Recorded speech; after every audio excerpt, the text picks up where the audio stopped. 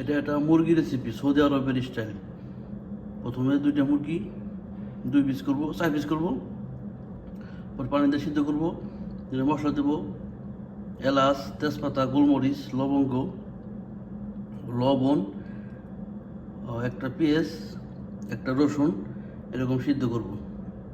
পরে মুরগি এসে নিয়ে এভাবে রাখবো।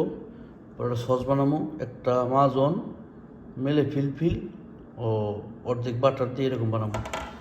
এরকম করে উপর দিয়ে সব দিয়ে দেবো। এরকম টমেটো সস দিয়ে এটাকে ফ্রেমে দেবো, শুধু উপরে একটু কালার হবে, উপরে গোল্ডেন কালার হবে, বাস। পরে এই যে মাছি চাউল 2 গ্লাস, বড় গ্লাসে 2 গ্লাস মাছের চাউল ভিজে রাখুন। পরে পাতিলে চাউল দিয়ে এই মুরগি একটু পানি দেবো, আর এতে 1.5টা বাটার দেবো, আর লবণ দেবো। এটা আরসিয়ার মতো রান্না করতে হবে, আরসিয়ার মতো। এটা হবে আরসিয়ার মতো। পরে মুরগি এরকম দিব আর সস দিয়ে দেবো, বাস এরকম হবে।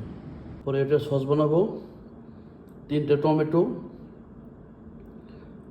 লেবুর জুস, লবণ, ভিনেগার, 2টা কাঁচামরিচ, 2 কোয়া রসুন, একটা পেঁয়াজ ও ধনিয়া পাতা, লবণ ও একটু পাপরিকা দিয়ে এটা ব্লেন্ডার করবো, এরকম হবে সস।